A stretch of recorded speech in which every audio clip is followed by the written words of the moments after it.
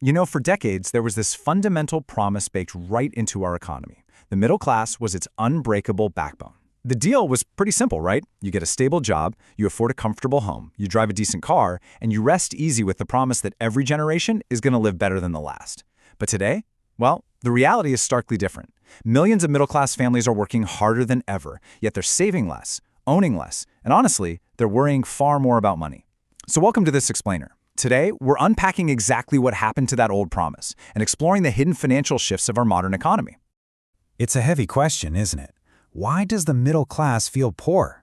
What exactly changed to make the hard-working backbone of the economy feel so incredibly squeezed every single year? Look, if you've been feeling this financial anxiety yourself, you are absolutely not alone. Let's look at the hidden forces making wealth building so much more difficult today than it was in the past. Okay, let's dive into this and peel back the macroeconomic layers first. Section 1. The middle class squeeze, where income isn't keeping up. And this brilliantly illustrates the systemic squeeze. Imagine you finally get a modest salary increase at work. At first, it feels like a total victory, but almost immediately that victory is challenged by rising costs across the board. Your rent increases, the grocery bill jumps by 10%, healthcare costs rise, insurance premiums go up, and fuel prices just fluctuate wildly. So a 3% raise is instantly devoured when average daily costs jump by much more. Even when your paycheck physically grows, these rising costs mean your actual purchasing power is shrinking.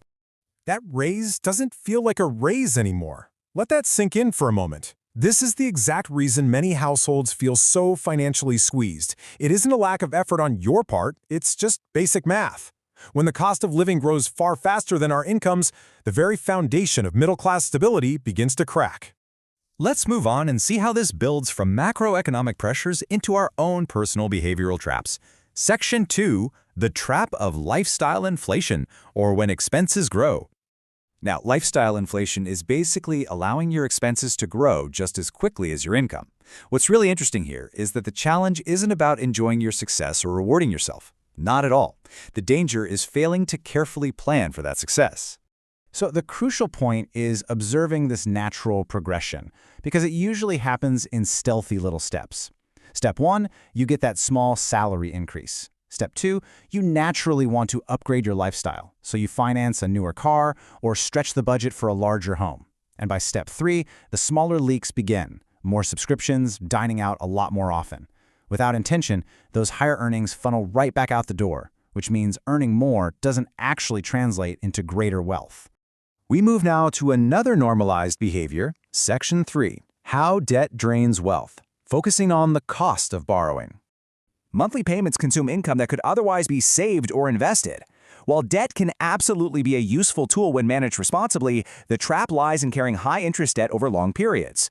Every single dollar that goes toward a high-interest monthly payment is literally a dollar stolen from your future financial flexibility.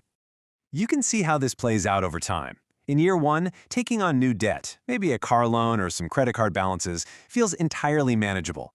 But fast forward to year 5, and those high interest payments are consistently consuming a massive chunk of your income. By year 10, the result is crystal clear: severely slowed wealth building. Over time, this continuous drag acts as an invisible anchor, making it incredibly difficult to get ahead financially, no matter how hard you work. Okay, let's dive into the climax of this explainer and look at the core truth behind the growing wealth gap.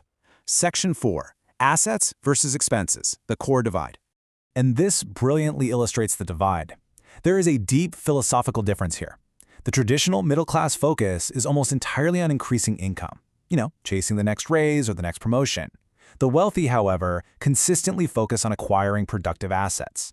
The wealth gap just continues to grow because some people acquire assets while others, despite earning more, simply increase their consumption. So, what exactly are productive assets? Well, we're talking about diversified investments, businesses, and income-producing properties. These are the vehicles that generate true value over time. They essentially go to work for you while you sleep. Expenses, on the other hand, do the exact opposite. A shiny new car or a bloated subscription bill simply drains your resources month after month. So the crucial point is how you move from being subjected to this system to actively building a strategy that works for you. Section 5, breaking the financial cycle, prioritizing consistency over perfection. Building wealth ultimately comes down to fundamental, repeated actions. It doesn't require perfection.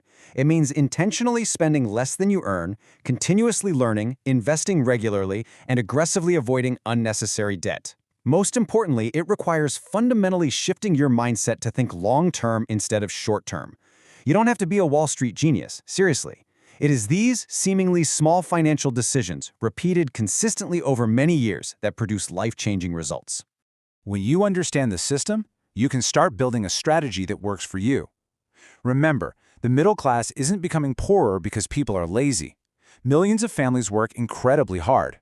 The challenge is that economic pressures, inflation, debt, and unchecked habits all combine to make wealth building immensely difficult. Understanding these hidden forces is your true first step toward empowerment. So, to leave you with a provocative thought that might completely change how you approach your finances moving forward, ask yourself this question: why will your salary never make you rich? Let that sit with you for a bit. It's a fascinating concept, and it is exactly what we will dive into in our next explainer. Thanks so much for joining me today, and I'll see you next time as we continue to unpack the systems that drive our financial world.